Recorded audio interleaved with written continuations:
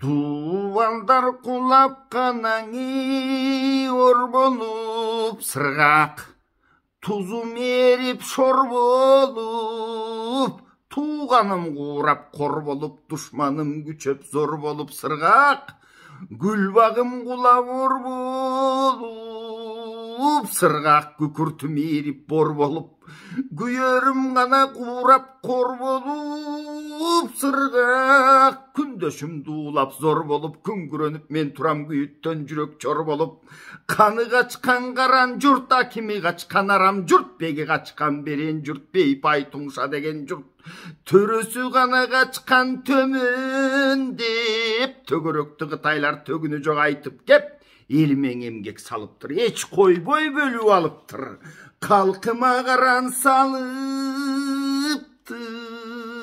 қатасыз бөліп алыптыр, ажал досың өліп тұр, арбып жұртым өніп тұр, аздырып елді бөлгінің азыр көзім көріп тұр, қиырымды қытай бөліп тұр, қылмыш тулар өліп тұр, қызы талақ чочқының қылғанын көзім көріп тұр, деп Алмамбет сырғаққа арманын айтып тұрды. Анткени Туңшада Алмамбеттин ата қонушу эшик төрү мына ошол жерде экен, ошол шаарда экен. Ошол жерде апасын эстеди, эми атасын да эстеди. Андан тетигил чаңга оонап, балдар менен ойноп, чоңойгон жерди, жолду эстеп, мына ошонун баарын сыргакка айтып, ал эмес Дуудунун кызы Турна дегенди сүйчү экен. Мына ошол Турнаны эстеп, бир далай ошол жерде туруп калышты.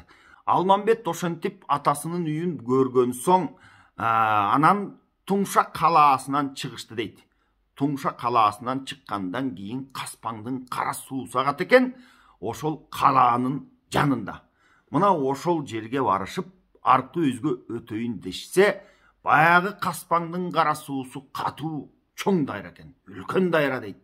Эки найзаны улап туруп салып ийсе көң калчудай, мына ушундай улуу дайра экен.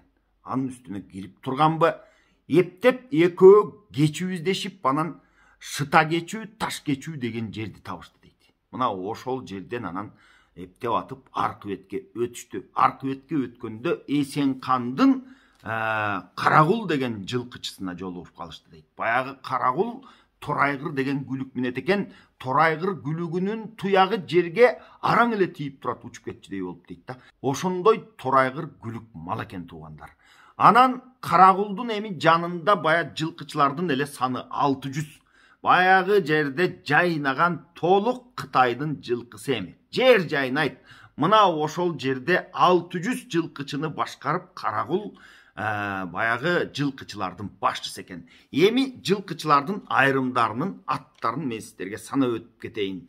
Жылмаң, Чакин, Чалыңгыр, Чоркун, Чаңгыл, Чабыр, Толук, Шыбан, Шыбыр деген мына ушундай жылкычылар болчу дейт да.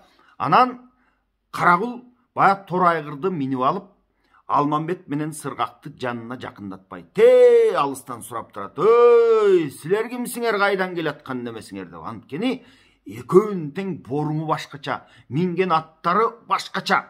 Эми Алмамбеттин баягы келбетин Карагул минтип сүрөттөп жатат да. Аны мен сиздерге манастан окуп берейин туугандар.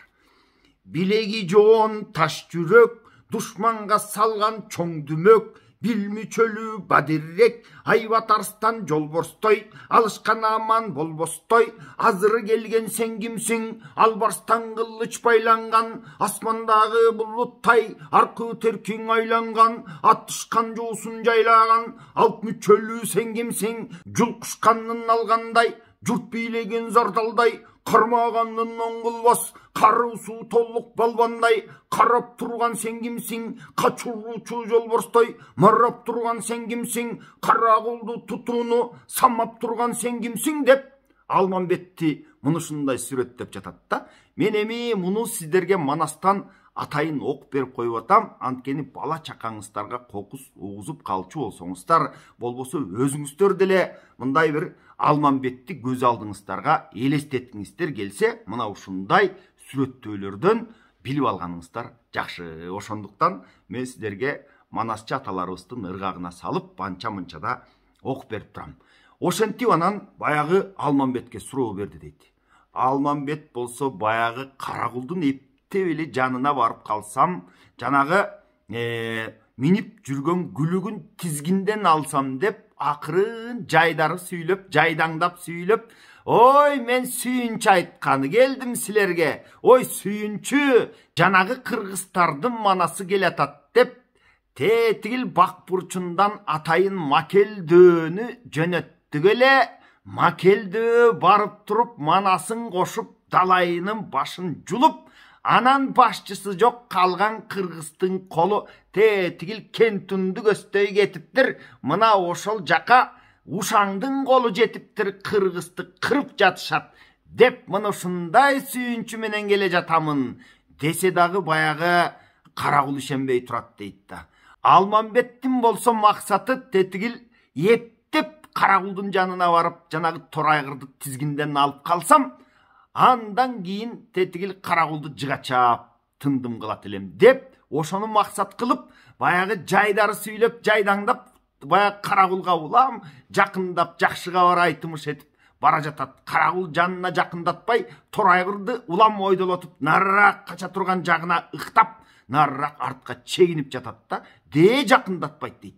Ал эми Алмамбет болсо, ой, мен деген тетигил бак бурчундан келип, анан тетигил жактагы баягы кабардын баарын угуп, элдин баарына сүйүнчүлөп келе жатсаң ушинтесиң, жакыныраак келбейсиңби деп, муну ушинтип Каракулду улам чакырып бара жатса, Каракул шекшип, өзүң го кытайча сүйлөйт экенсиң, Кытай эле окшойсуң, ушу бизден качып кеткен Алмамбет деген болду эле, мына ошол Алмамбет болуп жүрбөгүнүң я. Бирок деп баягы Кытайга бир ишенейин деп, бир ишенбейин деп, баягы Алмамбет айтып атат да, мен тетигил бак бурчундан келе жаткан канзаадамын деп, өзү дагы канзаадалык кийимин кийип алган. Ал эми сенин канзаада экениңе ишенейин десем, алдыңдагы ат биздин малга окшобой жатпайбы? Биздин мал башкача болот эле. Мен деген ушул жылкычы канча жылдан бери жылкы кайтарып жүрөм. Алдыңдагы аттын түрү карабайыр болуп турбайбы? Деп муну ушинтип атты таанып атат да. Анан артындагы сыргакка көзү түштү дейт. Эми жанагы эле мен сиздерге айткандай, сыргактын да боруму кандай болгон? Аны ошол тетиги Кытайдын жылкычысы Каракулдун оозу менен угуп алыңыздар туугандар. Мен сиздерге сыргактын борумун айтып берейин эми. Сырттан сыргак батырга көзү түшө калганы, Кытай күдө ишенип кыла жаздым өзүмө. Кыйшыктыгы көрүндү жолдош болгон жигиттин жоо көрүндү көзүмө.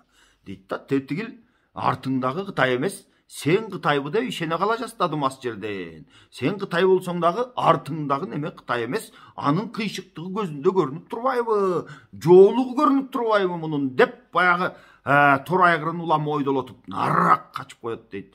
Баягы сыргакты мынтип дагы сүрөттөп атат да.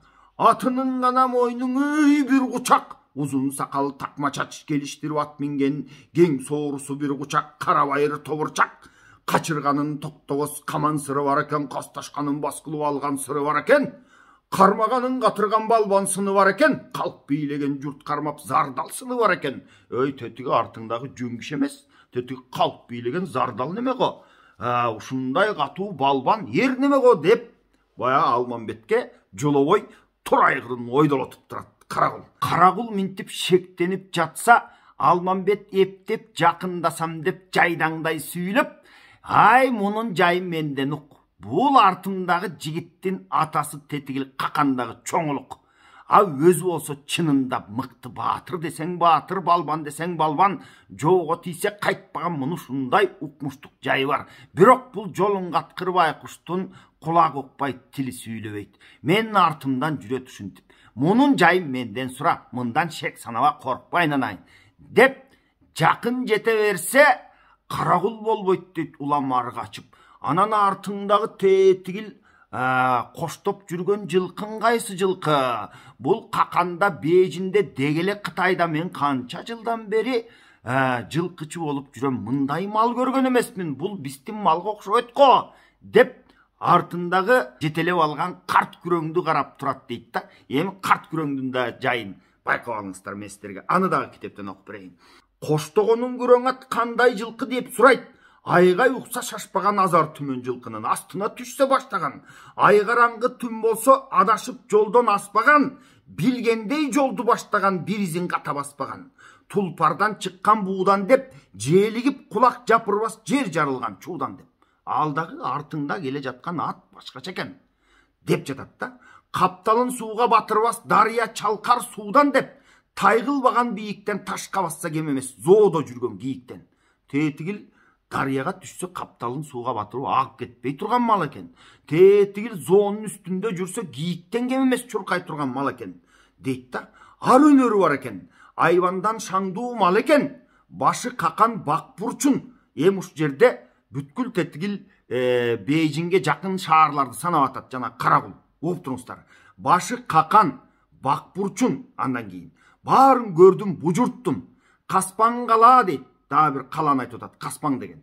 Чынма-чын каралаган бужуртум дейт. Эми ушул жер менин турган жерим деп айтып атат да.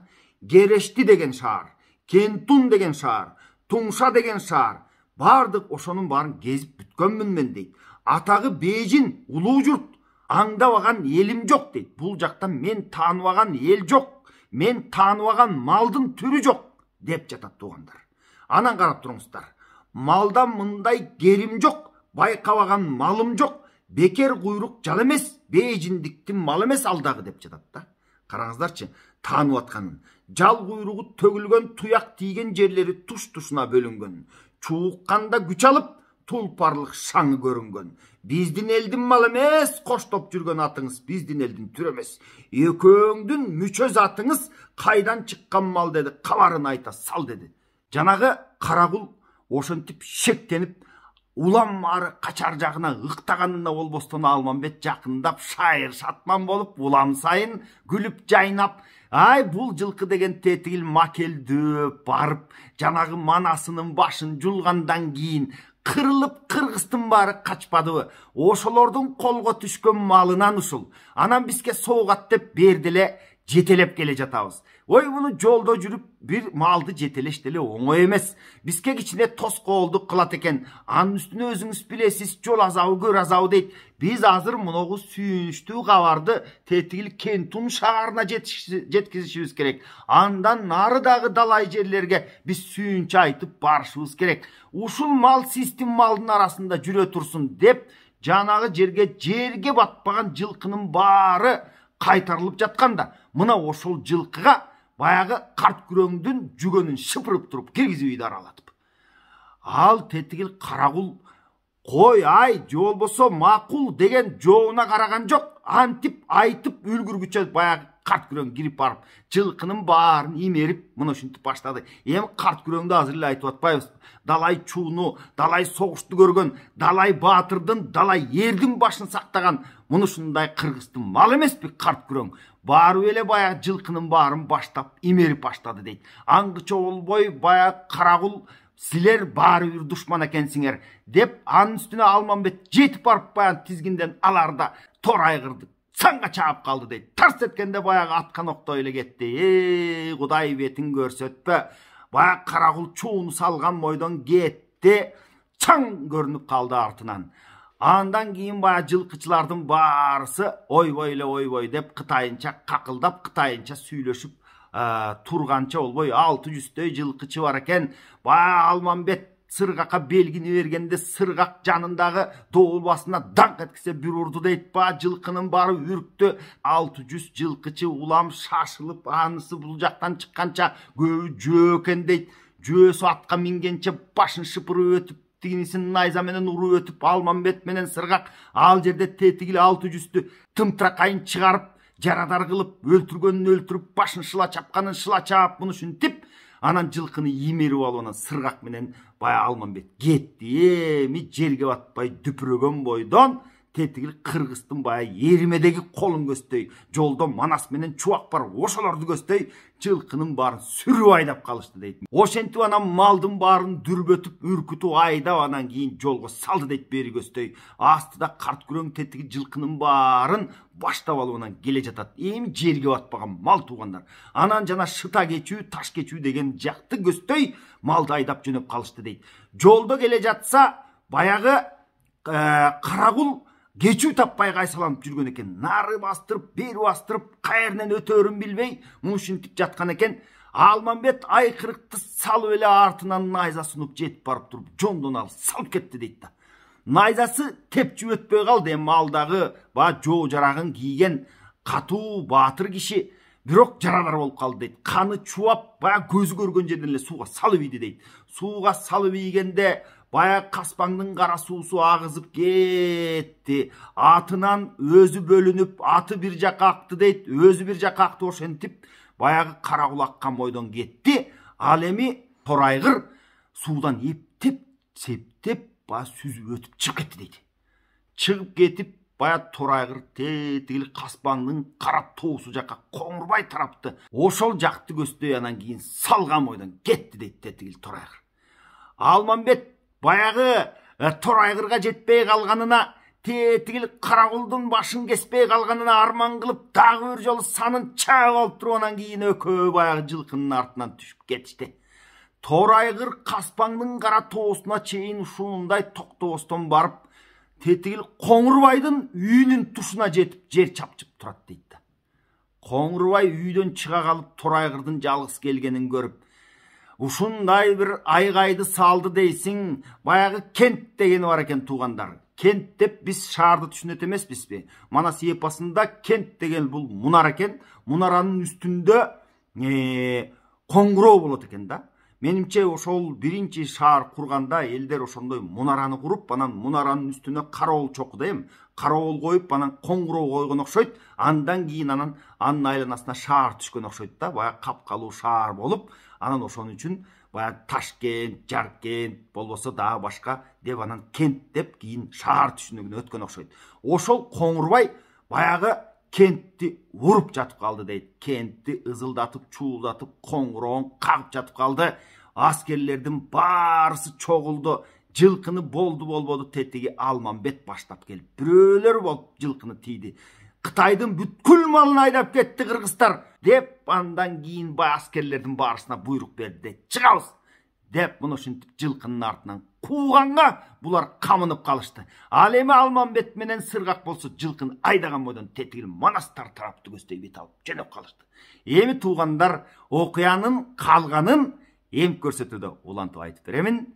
Бүгүн сиздер менен коштошомун. Аман болуңуздар.